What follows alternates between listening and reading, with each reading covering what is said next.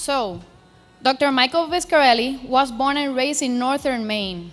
He is a 2010 Life University graduate, a Life University Young Alumni of the Year, a 3 times ice hockey national champion, and the co-founder of AMPED.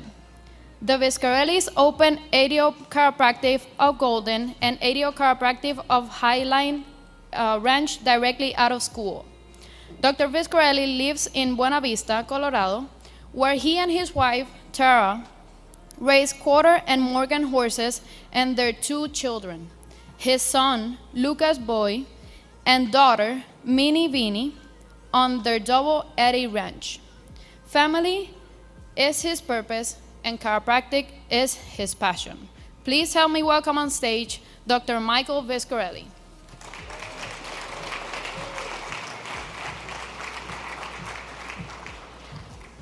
All right. Well, thank you. Being here, can you guys hear me okay? You guys are laughing at this hat already. Most of you'll be Googling it by the end. I bet you haven't had a guy wear a cowboy hat on stage, have you? Have you? Well, good. Mostly suits. My jeans were almost too tight to make that step up on the stage, so that might have been a miss on my part. And last time I was here, the podium, I believe, was taller than me. So today's going to be a good day because I'm taller than the podium. So a guy walks into the bar. I swear this talk's going to be about chiropractic, I swear. A chiropractor walks into the bar. There you go. Chiropractor walks into the bar, sits down at the bar, orders a drink. This was requested for me to share. Orders a drink. Man walks in, we'll say it's a medical doctor, sits down next to him. Puts this little box up on the bar top and puts a lamp next to the box. Chiropractor was intrigued and he said, man, I gotta ask, what's in the box? Medical doctor takes the lid off, pulls out this little mini grand piano, sets it down on the bar top, little piano bench, sets it down, and this little miniature man hops out of the box, walks across, sits down on the bench, plays this beautiful song. He goes, oh my goodness, where did you get that? He says, rub the lamp. So he rubs the lamp, and all of a sudden the bar starts filling up with 1,000,000 ducks. He's like, man, I didn't wish for 1,000,000 ducks. He goes, do you think I wish for a 10-inch pianist? It's a funny joke. The microphone cut out right when I hit the punchline. It's about chiropractic. My name's Michael Viscarelli. I was born and raised in northern Maine. My father was a master plumber. My mother was a hygienist. Man, I grew up in a household of hard-working Italian Americans. Hard-working. Never missed a game, never missed a practice. We all ate dinner at the same time together. No TV on, nothing on the table but your food. An 8-ounce glass of milk that you had to drink no matter whether you were having spaghetti or steak. That was terrible, but I never broke a bone growing up. My dad, I never remember a day that my dad called into work. Reluctantly, we'd go to the paper mill for over 40 years, working the rafters in 120-degree temperatures, plumbing. Plumbing for me to have a great future, for me to be able to do whatever I wanted to do when I grew up. Came down to Life University, enrolled in school to be a chiropractor. I had really no man in my life that was a white-collar man. Everybody was blue-collar. Plumbers, electricians, mechanics, carpenters, everything. Tradesmen.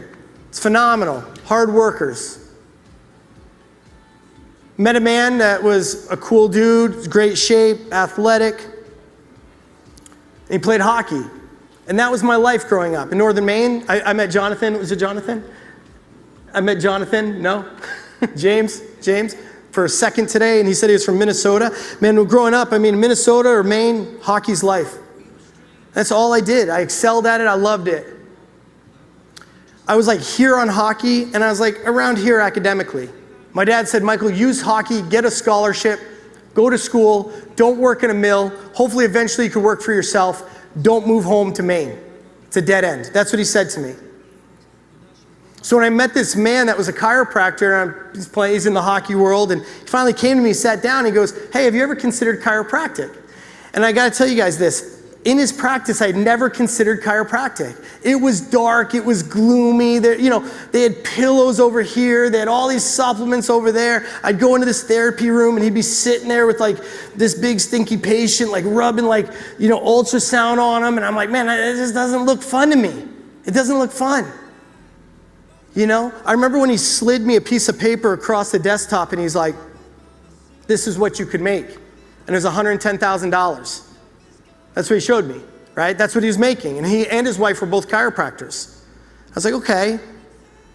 Started, think about it a little bit more. But the reality was, guys, was that I wasn't really driven by money. I didn't really want for anything growing up, but I imagine my parents just lived a little bit better than paycheck to paycheck. They worked really, really hard for that, but they provided for us. We really wanted for nothing, but there's levels, y'all. There's levels, right? And so, when a couple other dead ends came about, I started to think about chiropractic school, and I came down here to Life University, and I enrolled. And I got to tell you this, I didn't really have a reason I was doing it. I had a little bit of an experience with chiropractic. I'd been adjusted a little bit. It helped with an injury I had where I had torn my groin, and it helped me. But to truth be told, I didn't really have a connection to chiropractic. And when I come to things like this, God bless you, James, when I come to places like this, when I come to assembly as a student, because I remember it like it was yesterday sitting, but back then, the stage used to be down here. The stage was down here. And I remember I was that guy, just like a lot of y'all when you started to fill in, it was pretty populated over here in this corner. Why it was for us, I see a guy laughing, that's a great mustache. I can see you laughing. We'd sit over there so we could get out first. And we'd goof off and we'd study and we'd be on our phones. We'd be doing everything and anything but being engaged in this. And we take that to the classroom. And when I got in my quarter, I fell into what? Kind of like the jocks, the cool kids, the jokesters, you know what I mean? And they sat in the back. And they'd bring everything but what was pertinent to that class to that class. Your computers, you'd sit on the periphery so you could plug in. I'm sure life's upgraded now so you can plug into your desk at this point. But we'd have to sit around the periphery so we could get an outlet to keep our computers charged so we could goof off and not pay attention. Bring notes for the next class so you could cram because you didn't do it the night before or the weeks before. Everybody shake their head. Anyone ever done that before? Right? Are there any people that like to sit where they can get a plug and they can plug in their computer? Maybe you're taking notes on it, okay? Maybe you're better than me. I wasn't. I was buying stuff. I was watching highlights. I'm like watching reels. I had a guy one time that I got kicked out of a class because he was watching mascot fights. He was like, he was sitting sort of in front of me, dead an angle, and he's got his laptop open, and he's watching mascots, like in professional sports, like the Phillies, guy, fighting somebody from the Dodgers or whatever, you know what I mean? And I started laughing, and she warned me, and then I saw another one, I laughed again, and she goes, get out, Michael. I was sitting around the wrong people, I was approaching it the wrong way. And when I ran in first quarter, I ran into a guy that was ahead of me, right? You gotta be careful who speaks in your life. He was ahead of me, he goes, hey, listen, dude, C for chiropractic. Raise your hand if you ever heard that. C for chiropractic. What a shame. What a shame. We are already eking by in a lot of ways in the marketplace as healthcare providers. There's more impoverished chiropractors than wealthy, successful ones. Statistically, they'll tell you that a certain amount of people in your class, after so many years into practice, won't be practicing chiropractic anymore, and I can't tell you how true it is. In chiropractic, I believe there are the haves and there's the have-nots. There's no middle class in chiropractic. At least I don't know of one. And maybe I don't know of one because I never wanted to be one. I'm middle class my whole life. Maybe even lower middle class. If I was going to put this time in, I was going to put this work in, I was going to sacrifice, I was going to put it all on the line, man, I want to make something of it. Right on, y'all? See, I'm from Northern Maine. I was in Georgia too long, and then we're about to get to why I was in Georgia too long. I picked up y'all, and it's stuck. C for chiropractic. Well, guess what? If you're just trying to get a C and you fall a little short, what is that? It's a fail. It's not a D, right? It's a fail. It's a fail. And it happened to me. I'm in embryology, first quarter. I believe it's Dr. Kane. Does Dr. Kane still teach here? No? I didn't like the man, but I grew to like him and respect him. And I'll tell you why I didn't like him. I didn't like myself. I wasn't performing, so anything that was opposition, I looked at them as being an enemy, being like the other team. It was so easy to blame them and assign my lot in life to them for responsibility. But it was on me. So I'm in this class, and I'm struggling a little bit, and I'm falling behind, and we're getting towards finals, and we're sitting in the library, and we're studying. And somebody walks over, they're like, hey, Visc. My last name is Viscarelli, so you're gonna hear me refer to myself as Visc a lot, and hands me a one single sheet piece of paper. It's like, this is the test. Raise your hand if that's ever happened. Admin, close your eyes. No one raised their hand. Not a single person raised their hand. Liars, liars. So this guy hands me a test. 50 questions, front and back, all true, false. I was like, that's not the test. There's no way. There's no way. So I go to the class, I go to sit in the test. Guess where I sat? Remember, I sit in the back. I sat like right where you are, brother, in your blue shirt. I sat right in the front corner, anticipating that that's where the first test was gonna get handed out. I'd get it first, I'd finish first, I'd go study for the next test. Dr. Kane hands it to me, and it's a single sheet of paper. 50 true, false questions. I was like, well, sir, you can have this back. We're done here. It's over. It's over. I was like, it's over. I'll see you next quarter, bro. I'll see you next quarter. We didn't like each other this quarter. We got another round coming. And I failed that class. I struggled. And my friends that came out in the hallway were like, guys, can you believe it? You guys don't have to admit that. Blink twice if you've ever experienced this. We're like, can you believe it was the same? Let me tell you something about practice. There's no old test. There's no shortcut. There's no cheat. Lack of preparation in any category when you leave this school will be exposed in practice. Facts. Any lack of preparation or weak spots will be exposed in practice. That's a fact. That's a fact. So I had to repeat that class. I never failed at anything. I'd never been cut from a team. I played for our nation. I played for world-class college. I mean, I never got cut. I never knew failure. But one of the problems was that nobody ever taught me how to study. I never learned how to study. I never learned how to read for comprehension. I just would get the work done. I knew how to do the work. I knew how to grind. I could do that part. But different from when we were younger, y'all, that stuff might have been an isolated class that didn't have much pertinence long term. Like, well, I'm never gonna use this. You might convince yourself about that in school, and there's things that you won't use, or there's things that you'll use more. But the truth is that they all build upon each other, and I couldn't see that. One class was the foundation for another, even though they were totally different topics. And I'm just trying to pass tests, get that C for chiropractic. Who's been there? Be honest, y'all. Thank you, guys.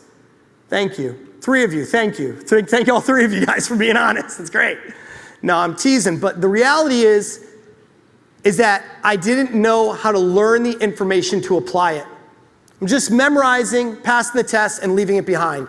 So you fast forward, neurophys, failed it. Start to fail some classes my first year and a half, and guess what happens? My friends are still advancing. My bitterness starts growing. I'm saying to myself, they're just studying old tests. They're cheating off of one another. They're going out and they're drinking. They're womanizing. They're not paying attention. They don't even really like chiropractic, but I don't know if I liked chiropractic. I just thought, I'll be a chiropractor. This man influenced me and encouraged me to do so. I didn't even know what it looked like. I'd only been in that dark, dungy practice where he's sitting there just like rubbing ultrasound. I don't even know if I ever saw him like administer an adjustment. That was my exposure to it. But I liked the guy, and I trusted the guy. So I go a little bit further. Eventually, what happens when you fail enough classes, you get a very special distinction. And it's not like you get to wear a sash at graduation, or you sure as hell hope you don't. But it's called probation. You don't have to raise your hand for that one, but I'm sure somebody in here has been put on probation. I got put on probation. Guess what happens when you don't correct what you're doing and you proceed to move forward, but you're on probation and you fail another class? I got expelled from school. Got expelled. I'll never forget it, y'all. I was like, what does that mean? So I have to go meet with this administrator. I sit down with her, and they're like, all my friends that have gone through this, because, right, the people I'm hanging around with, all the back rowers, says, just go talk to her. She'll figure it out. She'll probably register you for just enough classes. You can still get financial aid, give you another shot. I went, I tried. She said no. The whole time I'm thinking to myself, I'm like, but I had like 4 buddies just tell me you've said yes to them. One of which had literally just failed on probation and just got re-registered by her. So what was the matter with me? I don't know. But I know I needed what she gave me, even though I was really pissed. So she said I could write a letter of appeal, and then it'll go to a committee and they'll review it. So I went and I wrote that letter right away, guys. I mean, this is my life. I went and wrote the letter of appeal, send it. I swear in under 30 minutes, I had a denial response. I was like, the committee already commenced? I was like, where's this committee at? In your pocket? Where's the committee at? I need to be there. I need to testify. Let me in front of that committee. I will woo them. No, I was denied. And you get 1 appeal. I didn't know what to do. The shame, the guilt, the remorse, all my regret was just upon me. I thought to myself immediately, I've got to tell my father. Now, mind you, even if my dad was standing on this podium, he's this tall. He's the 10-inch pianist. He's the 10-inch pianist. My dad is an Italian-American, second generation. His family came over to Ellis Island. He's like this big, and he's a plumber, just like Super Mario, and he looks just like him. I mean, the mustache and everything. And I was going to go tell, I feared my father with respect and love, but I feared my father. And I'm going to have to tell my dad that I failed. His money, all the work, all the sacrifices. My dad would work 3rd shift all the way through the night for 4 nights in a row, and he'd get home at 7 a.m., sleep till 10 a.m. Some of y'all are like living your dream right now, and you're still sleeping at 10 a.m. My daddy would plumb through the night and only sleep till 10 a.m. And I got to go tell him that I failed embryology in first quarter? He's going to say, what? Could anything be any easier? You don't know work, Michael. You don't know hard. You don't know about being in debt. You don't know any of these things. You don't know about providing for a family. I can hear my father saying it to me. Can you guys hear your parents? Can you hear the lessons? Can you think about what that experience would be like to go to your family and be like, I failed out of grad school. You've told everyone you're going. Everyone knows that you're going to be a doctor, right? It's one of the biggest turnoffs I get is when I see graduates be like, hey, Dr. So-and-so. And I think it was because I feel like people are so in love with being a doctor and so disconnected from being a practicing chiropractor. You guys are going to get a doctorate. Congratulations, you're high achievers. It's hard work. It wasn't hard getting in. Anyone have a hard time getting into Life University or any chiropractic institution? It's hard work getting out. It's hard work getting out. And if it's easy for you to go through the curriculum, your hard's coming. Your hard's coming. Let me just say that. Your hard is coming. Might be easy for you to get through the curriculum, but are you doing what it's going to take to get beyond the doctorate and get into practice and be a success, not a liability in this profession? Because when you're a liability in this profession and when you waffle and you struggle, the sharks come. The sharks come, they start offering you this. You could do this in your practice and make more money. You could chase this ambulance and make more money. You could be slave to the insurance company and make more money. That's when the sharks come. And you're like, wow, that sounds really good because daddy's struggling over here, right?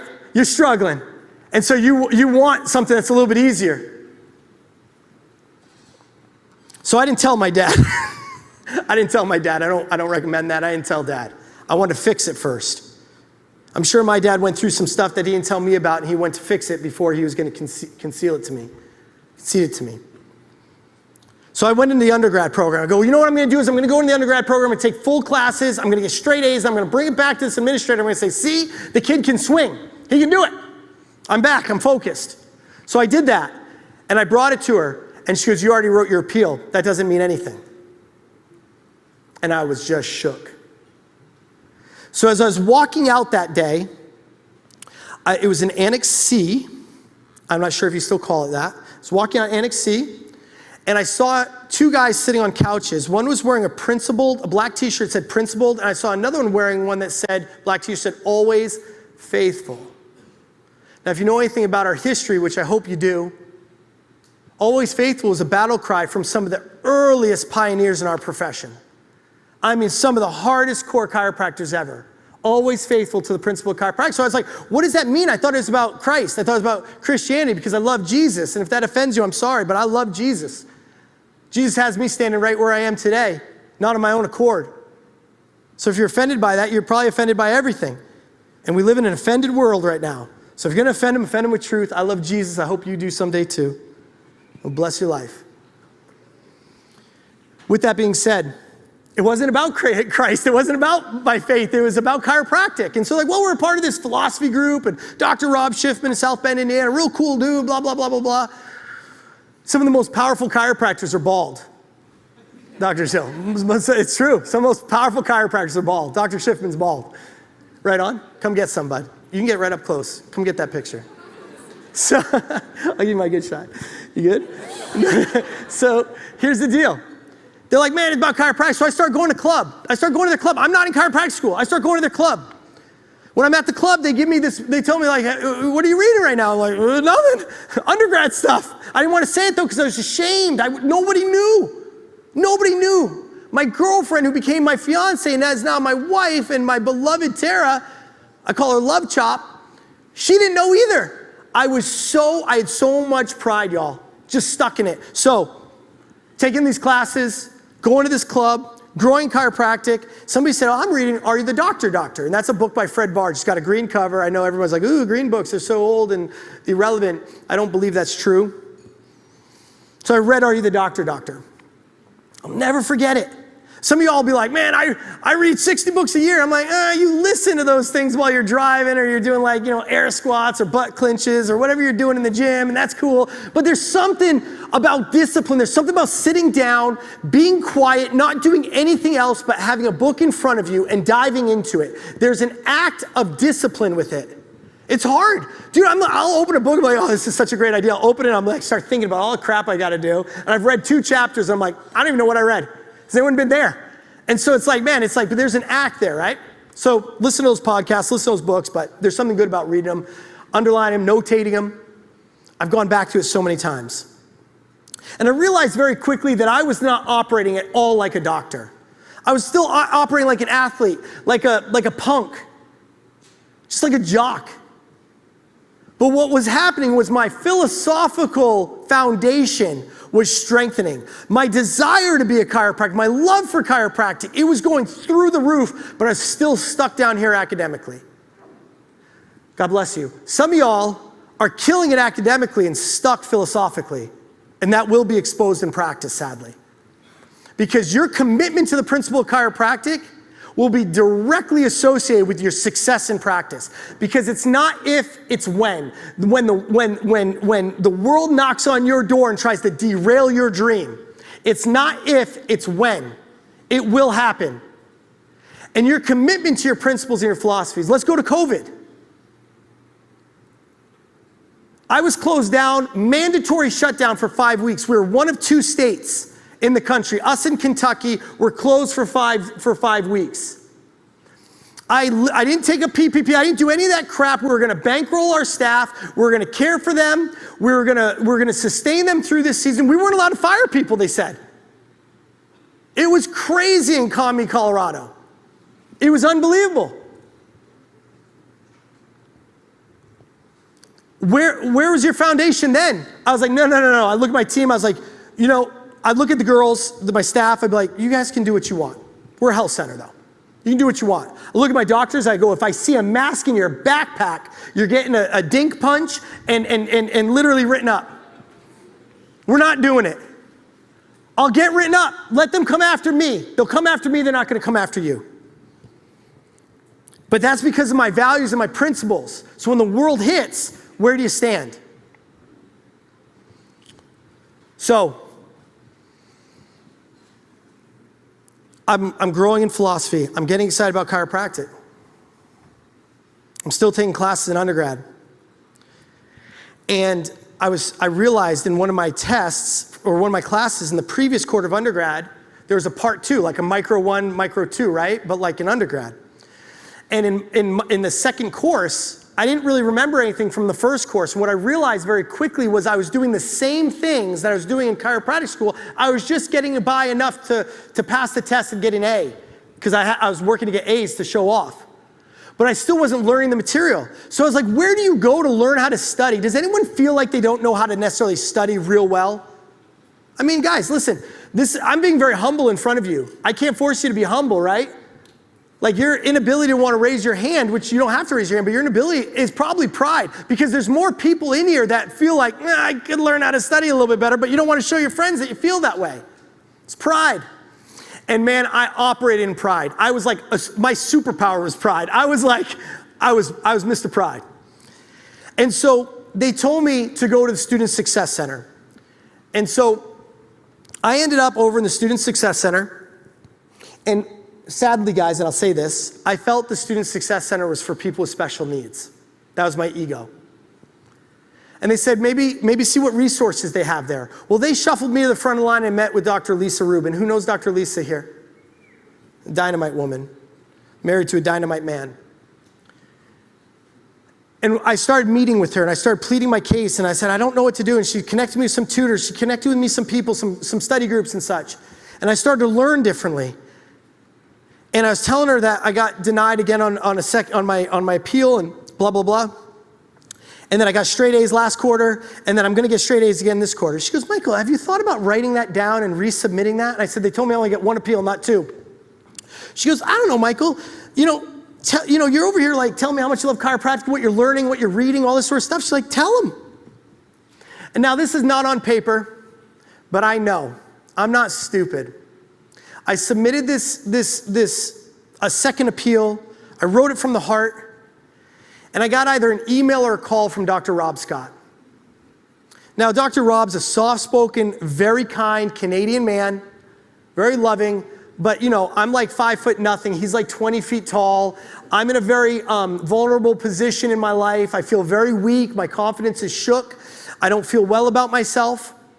All my momentum, if you think anything about sports, it's like, man, you can have all the momentum in the world and one bad decision can flip the script like that.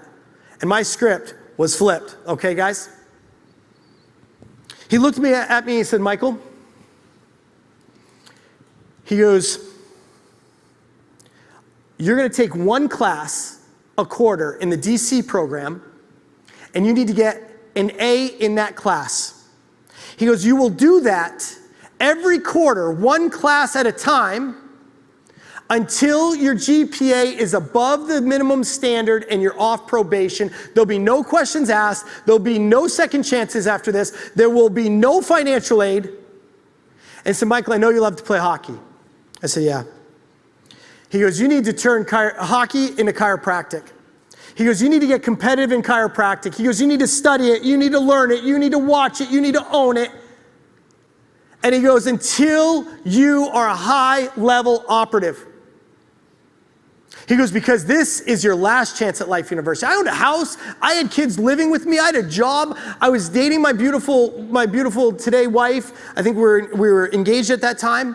She thought I was going to be this chiropractor, and I'm talking tick because I'm getting on fire for chiropractic, so I'm getting excited. So like, wow, this guy's like really passionate and everything like that, but I'm not even in school. Don't lie to your spouse, but I didn't really lie. She never asked me if I was in chiropractic school. That's on her. That's on her. Bad upbringing. You need proof, girls. Don't let, you know what I mean? Don't let him just show you the highlight reel. Be like, you follow him to school one day and see if he's still in it. Okay, because I wasn't. Shoot. How's this hat kicking off now? You guys liking the hat a little bit more because the kid? Yeah, the kid. All right. Thank you. I got 3 claps. Nobody over here likes the hat. Screw you guys. So I take those classes. And all I kept remembering is him saying, eliminate the distractions. Get rid of the hockey. Get competitive in chiropractic. Get on fire for chiropractic. So instead of sitting in the back of the class, I moved to the front of the class. Instead of bringing other things that could distract me that class, I only brought the notes for that class. I only had that class. So that was an easy decision, but I could have brought magazines, I could have brought my phone, I could have brought a computer. I sat out front with the dorks, the geeks, the nerds. No offense to anyone in these first couple rows. The scholars.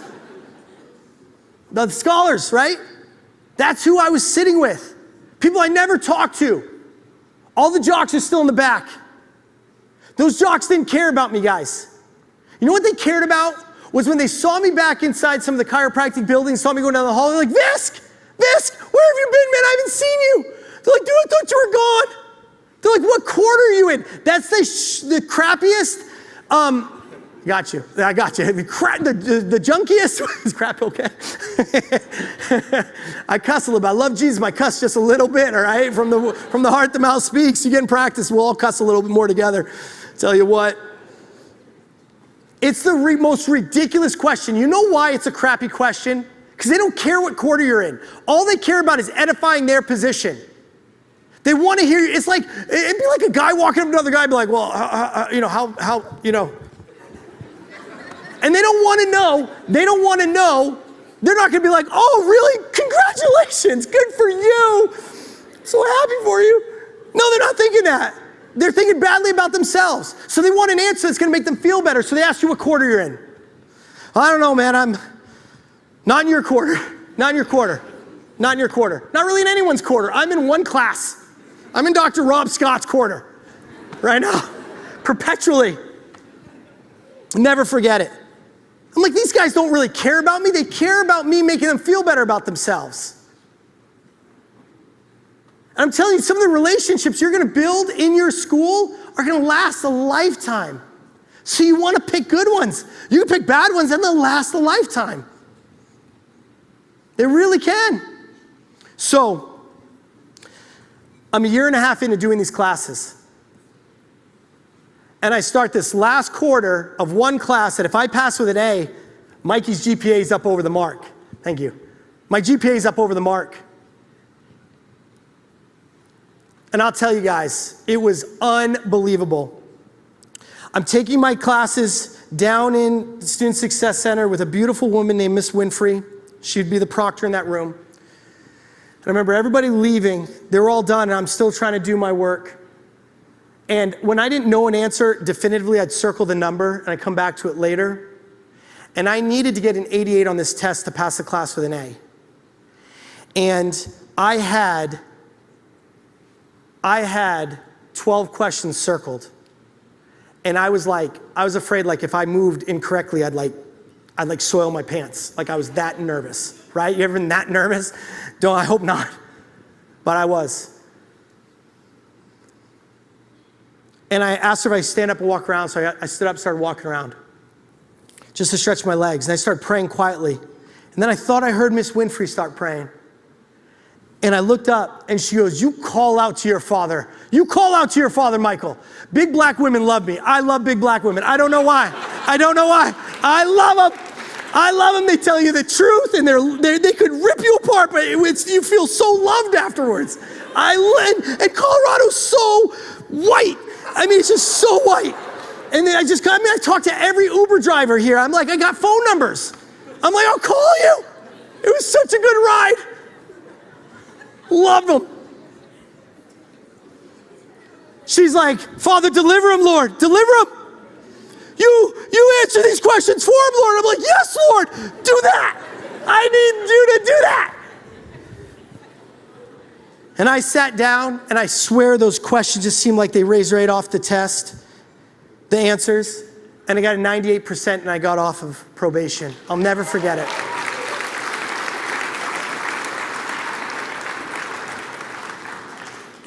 I loosed, they say that with horses, we loose the horses. I loosed my friends. I got rid of those people. And I got around people that edified my life, that cared about my future, and they got excited for me all. You got to look at your inner circle. It's one of the most important things you can possess in your life, better than money, better than anything, is your inner circle. You got to see who's sitting there celebrating all your victories and holding you in your defeats. And so my inner circle got really strong, really tight. And as they helped me academically, I helped them chiropractically. When they're sewing into me about the Krebs cycle, shoot, the Krebs cycle. That freaking thing, sodium, potassium pump, what in the heck? I want to be a chiropractor. My goodness, look at this stuff. So I would talk to them about chiropractic, talk about marketing, about talking to the tick, about the principles, about ADIO, about innate intelligence. And I started to fall in love with chiropractic. See, some of you guys are here academically to become a doctor of chiropractic, but your true test is coming. I poop you not. I'm not allowed to cuss. I poop you not. I'm doing really well, I feel like. I'm not sure if, okay, thumbs up, cool. Your test is coming. Practice will take you to the ends of your wit. I'm telling you. It'll challenge you in your ways that you never thought you could be challenged. People you love and you care for, and you're taking care of them, they're doing well, and all of a sudden you haven't seen them in a little while, and all of a sudden you get this review from the husband. But like, scam, this, that, you know what I mean? It's like witchcraft. It's a cult. You hear all of it. The difference about school and practice, we're still on our own. When you're in school, we're just this chiropractic island. We're just here. It's just us, right? And we think it's all like rainbows and sunshine. And then you get out there and you're still on chiropractic island, but you're the only one there. You're the only one on there. And guess what? You got to forage for food. You got to build shelter. Sally Mae's not going to build that shelter for y'all. She's not. In fact, she'll tear your shelter down if you're late. Got to have people in your corner. You got to have that inner circle. I'm going to buzz through this real quick. When you screw up in your first 2 years of school, where do you think it gets exposed? Boards. I got a 371 on general anatomy 3 times. 3 times the same darn score. I couldn't do that if I tried. And when you don't pass part 1, you can't do 3, 4. So more delays and more delays. But I had to humble myself. See, the Lord can't humble you. You can have circumstances around you that are humbling, but humility is free will. You could just continue as a prick, egomaniac, cocky SO gun. You can do whatever you want. You buck the system all day long. Humility is a choice. It's an action. You got to pursue it. So now I'm in student clinic. What do you guys have to get? 15 adjustments per quarter, something like that? A couple physicals in student clinic? I don't know what it is anymore. You guys are going to think I'm an idiot. I had 683 adjustments in student clinic. 683. I lived in the clinic because the difference was I was on purpose. When you guys get in school and you guys are just you're like, doctorate's way over there. Well, you got classes, you got OSCEs, you got midterms, you got finals, you've got everything all around you, right? You got friends, you got family, you got vacation. But when you get on purpose, everything gets off to the side. You're like, good, just checkpoints. Good, just moving forward. So I get into clinic and I'm rocking clinic. I'm rocking my clubs. I'm doing my adjusting stuff. And I'm doing great in my classes. I never failed a class again. And I graduated right around a 3.0, and I was pretty proud about that, guys, because listen, it was down to a 1.4. It's like your bank account's like credit. It takes a lot to build it up, and just a few bad decisions, and you're in the tank. GPA is just like credit, guys. So it took a lot for me to get it back up, and I was proud of that 3.0. I'll take it to the bank. I didn't tell my daddy, but and I didn't tell my wife. I shouldn't have told you. You know, might have been a 2.9, but nobody look it up. I was proud of it, and guess what? This is how God returns it. Guess who handed me my booklet? It's not, your diploma's not really in there, but guess who handed it to me when I came on stage?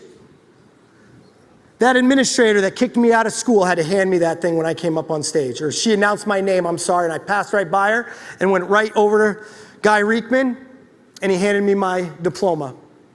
I was like Emmett Smith hitting the hole, guys. I was like, I just grabbed that sucker. I want to go to Golden. I want to build a practice. I want to impact lives. I want to serve people. I want to make a big impact. But let me tell you guys something that you already know. That as a student, you focus on the academics. And the moment you started school, that clock started ticking. Clock started ticking on your time that will expire here.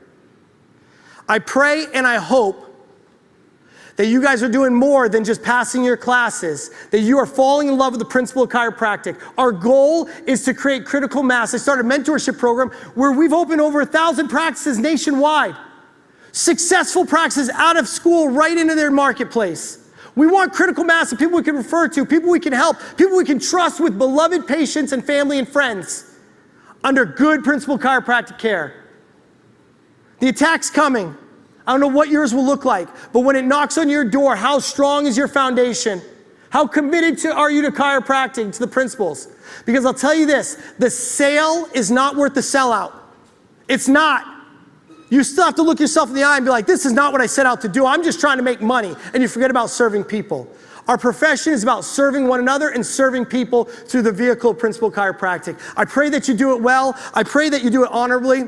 And I pray that all your wild and successful dreams come true, and give credit back where credit is due, to your school, to your God, and to our profession of chiropractic. God bless you guys.